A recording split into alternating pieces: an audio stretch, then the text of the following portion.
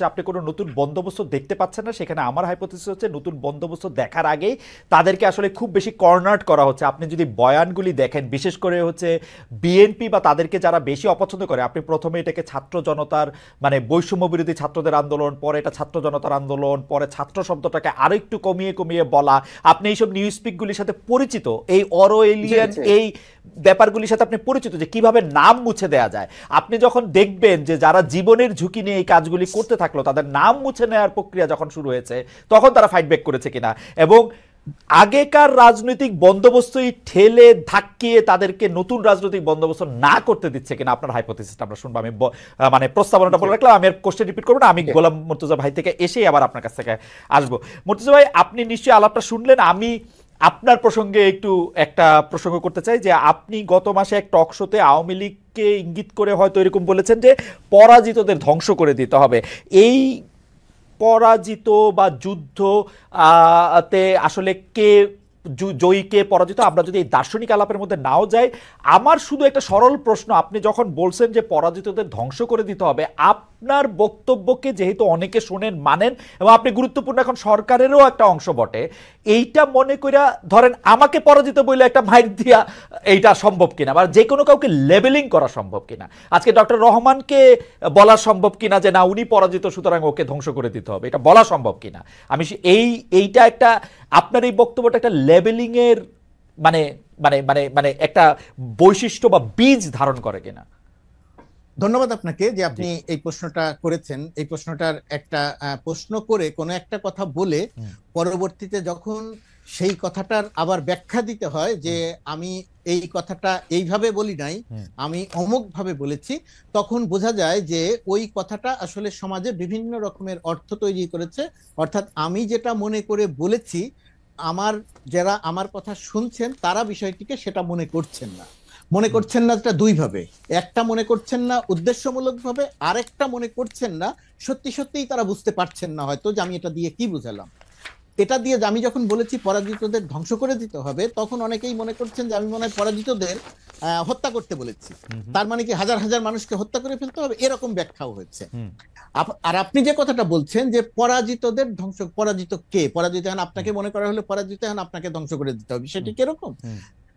5 August যাদের বিরুদ্ধে আন্দোলন হয়েছে, শত্রু সুনির্দিষ্ট, চেনা জানা, এই শত্রু চেনা জানা, শত্রু চেনা জানা যে পরাজিত পক্ষ, সেই পরাজিত পক্ষ যখন আবার মাঠে এসে যখন আবার আর এক রকমের অরাজকতা তৈরি করছে, সেই অরাজকতা যাতে তৈরি করতে না পারে তাদের যে অপরাজনৈতিক শক্তি, আমি ধ্বংস করে দেয়া বলতে তাদের সেই অপতৎপরতাকে বুঝিয়েছিলাম। কিন্তু আমার এই কথাটা নানা রকমের ব্যাখ্যা হয়েছে, যে কারণে আমাকে আবার ব্যাখ্যা দিতে হয়েছে, এবং সেই প্রশ্নটি আপনি আবারও করলেন। এবং আমি এও জানি যে আমি এখন যে ব্যাখ্যাটা দিচ্ছি সেই ব্যাখ্যাটা দিয়েও সব মানুষ সন্তুষ্ট হবেন না। এটা অ্যাবসলিউটলি আমি আপনার সাথে একমত। আমিও একটা কথা বললে তার ব্যাখ্যা দিতে হয় তিনটার জায়গা থেকে, যদি কেউ আমার থেকে ব্যাখ্যা চায়। আমি যেহেতু অত গুরুত্বপূর্ণ না, কিন্তু ব্যাখ্যা দিতে হলে এরকম ব্যাখ্যা দিতেই থাকতে হয়। খালেদ আপনি অনেক গুরুত্বপূর্ণ। আর আমার বক্তব্যটা খুব পরিষ্কার যে ফ্যাসিস্ট শক্তিকে, যে মাফিয়া শক্তিকে, যেটা জাহিদ ভাই বারবার বলেন যে মাফিয়া, যে টেররিস্ট শক্তিকে বাংলাদেশের মানুষ ছাত্র জনতা আন্দোলনের নেতৃত্ব দিয়েছে, সেই মানুষ রক্তের বিনিময়ে তাদেরকে পরাজিত করেছে।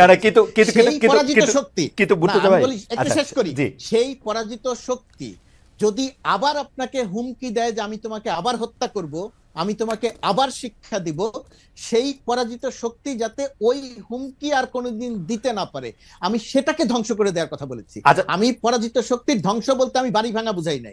আমি পরাজিত শক্তিকে ধ্বংস করা বলতে হত্যা করাকে বুঝাইনি। আচ্ছা, বাড়ি ভাঙার প্রসঙ্গটা যেহেতু তুললেন, আমি আগে প্রশ্নটা করে রাখি যে মুর্তজা ভাই, আমি আর আপনি তো মনে হয় 30 বছর ধরে পরিচিত, একই রকম জায়গায় আসি, আপনি আমার থেকে সামান্য বড় হইলেও আমরা প্রায় বন্ধুর মতো। আমি একটা দুইটা জায়গায় একটু আপনার সাথে দ্বিমত পোষণ করি যে এটা মাঠ না, এটা ভার্চুয়াল মাঠ, মাঠে তারা কোনো কিছু করতে পারছে এটা দেখে নাই। আর 2 নাম্বার, আপনি যে হুমকির কথা বলতেছেন, যে হুমকিকে কেউ কেউ, আমার কাছে মনে হয়, আমি এটা নিয়ে আসলে ডক্টর রহমানের কথাও শুনবো, যে কেউ কেউ এইটাকে একটা ভয় বা আতঙ্কের জায়গায় দেখতেছে, কিন্তু আমার পায়ে হলো হাসি কারণ হচ্ছে আমার আমি এইটাকে খুবই রসিকতা হিসাবে দেখি। একটা দেশে আসতে পারে না, একটা কথা বলে না, কাউরে না বইলা পালায় চলে গেছে, তারা একটা জিনিস রেকর্ড করে কোথাও একটা প্রচার করবে, তাতে বাংলাদেশে একটা বড় লোক, একটা বড় ধরনের দক্ষযোগ্য বেঁধে যাবে। এইটা আমার কাছে মনে হয় না তাদের এই শক্তি আছে। এই শক্তির কথা বলে বলে আমরা তাদেরকে একটা আরো জুজুর ভয় তৈরি করি কিনা। আর আমি প্রশ্ন, এটা আমি ছোট করে একটু আমার 2 পয়সা দিয়ে রাখলাম, কিন্তু আমি প্রশ্নটা করি, বাড়ি ভাঙার প্রসঙ্গে আপনি বলছেন যে আপনি কিন্তু বাড়ি ভাঙতে বলেন নাই, এবং আমার ইন্টারপ্রিটেশন আপনি কখনো বাড়ি ভাঙতে বলেন নাই বা কারো কোনো ক্ষতি করতে বলেন নাই। কিন্তু এই সরকারে থাকা বা এই সরকারকে যারা নিয়োগ দিছে বইলা সরকার প্রধান বলতেছে, তাদের মধ্যে অনেকে ঘোষণা দিয়ে বাড়ি ভাঙতে যাইতেছে যেন পিকনিক করতে যাচ্ছে, এইটার মধ্যে প্রতিশোধ নিতে যাচ্ছে যেন এইটা করতে যাচ্ছে। বলা হচ্ছে এই যে নির্বাচনের নাম মুখেও আনা যাবে না। আপনি 1-2 মিনিটে এইটার কথা একটু আপনি বলবেন কিনা যে এইটা কি ধরনের আচরণ, মানে তারা, মানে এই আচরণ করার মানে কি এই সরকারের মধ্যে থেকে? দেখেন একটা সরকারের, এই সরকার আমাদের পূর্বে আমরা যে সমস্ত সরকার দেখেছি, আর সেই সরকার আর এই সরকারের মধ্যে তো একটা বড় রকমের একটা পার্থক্য আছে।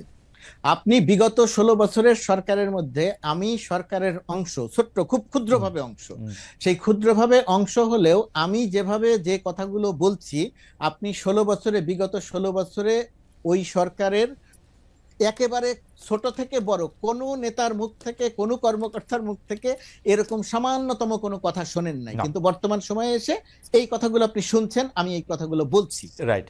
এই যে ধরেন নির্বাচন নাম মুখে আনবে না, আমি কিন্তু যে কোনো শোতে বা যে কোনো জায়গাতে কথা বলতে গেলে যে নির্বাচন করবে, আমি তখন আমার একটাই বক্তব্য থাকে, নির্বাচন নিয়ে অনেক রকমের কথা হবে, অনেক রকমের আলোচনা হবে, শঙ্কা হবে, পরিস্থিতি এমন হবে যে আর মনে হয় নির্বাচন হলো না।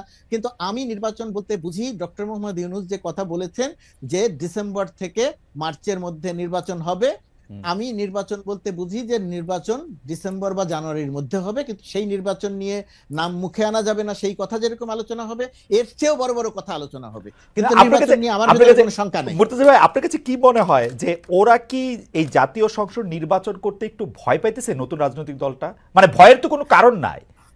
না, দেখেন একটা রাজনৈতিক দল, একজন রাজনৈতিক নেতা কোন বিবেচনায় কোন কথাটা বলেন, সেই কথাটার অর্থ তিনি কি বললেন আর সাধারণ মানুষ কি ভেবে নিল, রাজনৈতিক নেতার কথাকে আপনি কখনোই হুবহু হিসেবে ধরবেন না। আচ্ছা, যে সে আপনি আমি তো সরল ভাবে জি না না আমি ঢাকা শহরে বসে বলছি যে নির্বাচন ডিসেম্বর বা মার্চের মধ্যে হবে, আমি সরকারের অংশ।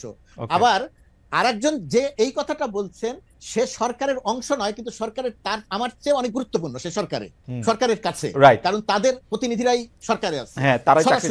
সুতরাং সেই মানুষটা যখন কথা বলছেন, আমি আবার সরকারের অংশ হয়েও আমি বলছি নির্বাচন ডিসেম্বরে হবে, আবার উনি বলেছেন যে নির্বাচনের নাম মুখেও আনবেন না, যদিও উনি তার একটা ব্যাখ্যা দিয়েছেন যে নির্বাচন বলতে ওই ব্যাখ্যা বলতে তিনি বুঝিয়েছেন যে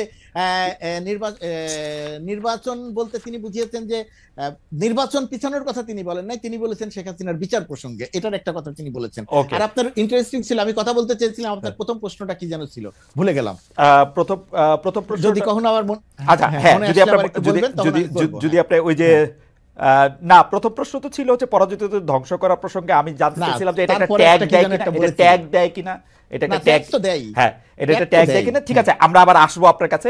আমি একটু ডক্টর জাহিদুর রহমানের কাছে যাই। আরেকটা জিনিস ওই জায়গাটাতে আমি একটু কথা বলে নেই। ধরেন একটা ঘটনা, ওই যে আপনি পরাজিত শক্তির কথা বলছিলেন যে টেলিফোনে হুমকি দিল, ধরেন ইউরোপের কোন একটা দেশে 8 জন নেতার সাথে বসে সে বলল বাংলাদেশে আসতেছি, সীমান্তের কাছে, হ্যাঁ সীমান্তের কাছেই আসছি, ধরে ধরে শিক্ষা দিব, ইত্যাদি ইত্যাদি কথা বলো। এই কথাটার আপনার কাছে প্রতিক্রিয়াটা একরকম, আমার কাছে প্রতিক্রিয়া একরকম, আর মাঠে থেকে যারা আন্দোলন করেছিল তাদের কাছে প্রতিক্রিয়াটা আর একরকম। তাদের কাছে প্রতিক্রিয়াটা আপনার কাছে হাসি পায়, আমার কাছেও হাসি পায়। হাসি পায় কেন? কারণ আমি জানি যে সে কখনো আসতে পারবে না, আসার মতো অবস্থা তার নাই। এক নাম্বার, হরতাল দিল, সেই হরতাল কি হলো সেটা তো আমরা দেখলাম। কিন্তু যে মানুষগুলো মাঠে থেকে আন্দোলন করেছিল, ধরেন 4 তারিখে আমি যখন আমার অফিসের 6 তলায় দাঁড়িয়ে দেখছিলাম যে পুলিশ প্রথমে আসলো, পুলিশ পিছিয়ে গেল, পরে ছাত্রলীগ যুবলীগ অস্ত্র নিয়ে গুলি করতে করতে আসলো, আমাদের চোখের সামনে 4 থেকে 6 জনকে দেখলাম পড়ে গেল। একজন পড়ে গেছে, ওই যে সেই পুলিশের বক্তব্য, পুলিশের যে হ্যাঁ, বক্তব্য, হ্যাঁ, গুলি right. করি মরে একটা, আর আর আর বাকিটি যায় না, এটা আমার চোখের সামনে দেখা। ধরেন আমরা কয়েকশো মানুষ সেটা দেখেছি চোখের সামনে। তো ওই যে যে ছেলেটা পাশে একজন দাঁড়িয়ে ছিল, সে হয় তার বন্ধু, সহপাঠী, সহকর্মী, একই সাথে স্লোগান দিচ্ছিল, তার মধ্যে একজন মারা গেল। ওকে, তো ওই যে তার যে ভেতরে যে প্রতিক্রিয়া, সে কিন্তু আমার আর আপনার মতো সুস্থভাবে এখনো চিন্তা করছে না। না যাই হোক, যখন না ওই আমি আমি পরাজিত আমি আপনার শক্তি আমি কথা বলে, তখন তার ভেতরে যে প্রতিক্রিয়া হয়, সেই